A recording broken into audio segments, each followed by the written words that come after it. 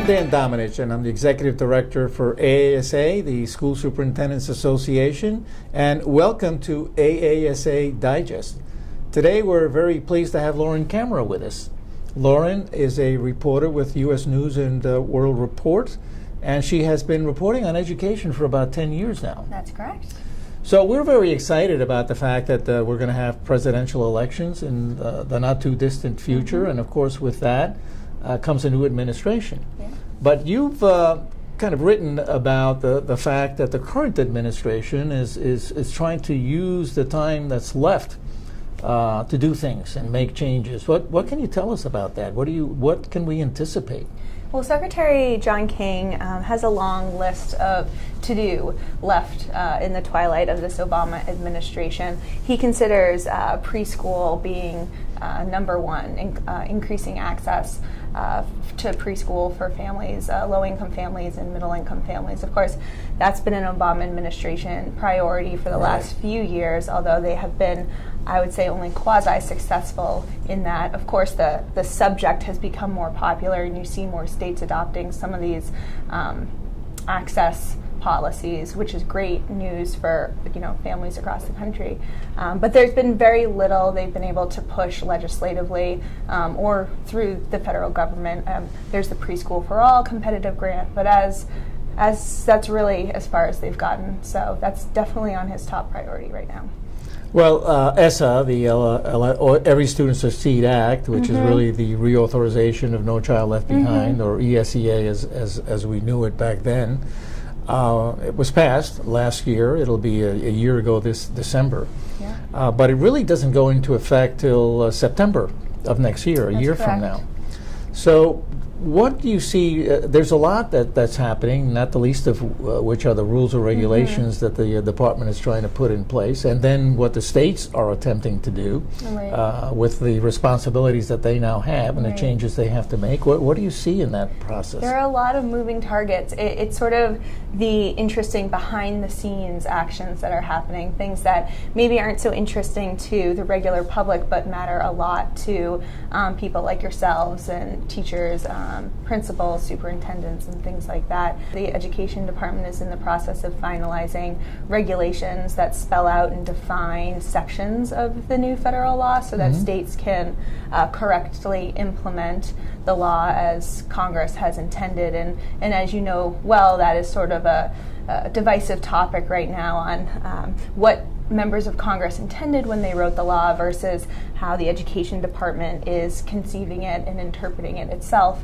and writing some of these rules. I think, for the most part, they've done a fair job of taking into consideration people's comments on how this law needs to ensure flexibility for states and school districts, but there are definitely some issues, supplement, not supplant, being at the top of that list that is still a little sticky. So. Well, the department has also come out with guidelines involving support for teachers and their preparation. Yes. Where do you see that? Yeah, so guidelines, one of the few tools that the Department of Education has. And these are, of course, guidelines. They're not regulations. So these are sort of gentle nudges, if you will, for states and school districts to for the department to say, here's how we would love you to act on these issues. Of course, they're not required by law. But last week we did see the Education Department put out some new guidelines for the $2 billion Title II, which, is for states to help with teacher preparation and things like that. And really with teacher preparation, what the Education Department wants to see is just a better alignment.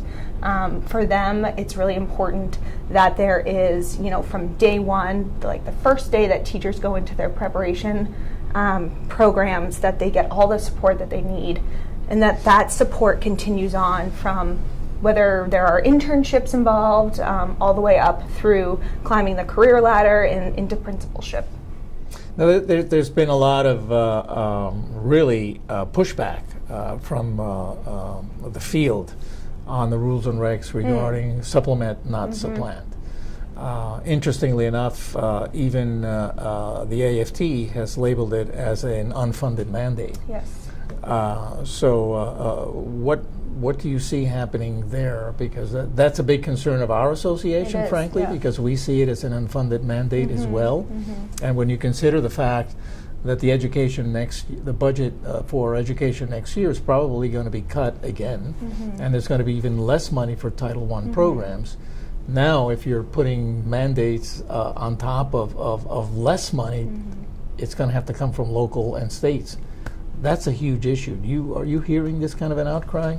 Yeah, absolutely. As you said, from your organization, others, the AFT, also the NEA, you have a lot of education associations pretty worried about this right now. I would point out that from where the education department started in its first proposal for supplement, not supplant, it has moved towards maybe something a little more palatable to some of the education associations, but it's still not there yet as far as they're concerned. However, the education department is being backed by Democrats on the Hill, civil rights groups who are really trying to highlight the fact that this issue is about trying to spend dollars more equally among schools within districts. And that's a really big priority for Secretary King. And so he's sort of trying to use the law to, push around the edges where he can. That being said, there is still the criticism that this, as you well know, may impact the teachers that schools are able to hire, potentially resulting in, hopefully not, but potentially resulting in layoffs, although that's something that the Education Department has said in its proposed regulations that it would not support. But, we still have, I guess, a few more months to see the final rule, and hopefully, for your sake, I guess, Secretary King would take some of that comments and criticism into we would hope so. Yeah, we can only hope that that's the case, because there are a lot of other issues as well. And again, the time is running out, and there will be a new administration that will be coming on board. And of course, we are anxious because the timeline, again, it's only 1 year now before this goes into effect. And a lot of the planning, particularly the budgeting process, really begins in early spring. Absolutely. So that can be a major factor in how schools operate in the future. So what do you see, to the extent that you can, may happen to education, as there are very almost extreme possibilities regarding which administration comes into play? Yeah, it is pretty wild when you think about it, isn't it? I think, for the most part, what we're going to see a lot of is states rolling out their new accountability systems. And, with the new education law, gives states a lot of flexibility to do as they see fit. So I think, even talking beyond the presidential election, just how states are going to be interacting with this new education law is going to be huge.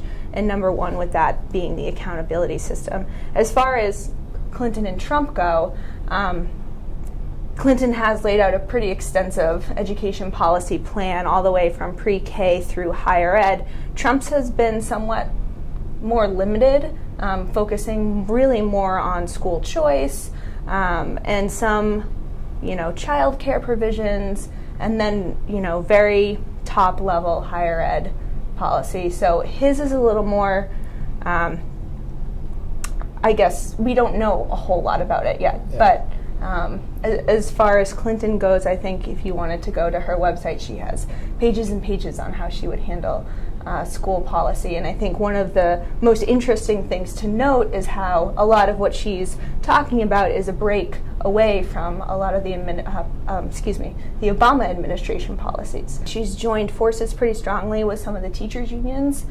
So I think you'll see maybe a little bit of a detour from some of the quote-unquote reform-type education policies we've seen over the last 8 years. Well, we'll certainly, as everybody else, be looking forward to see what happens. But Lauren, thank you so much for joining us. Thank you for having me. It's a pleasure having you with us, and thank you for the great work you do in reporting on education. Thank you very much. Okay.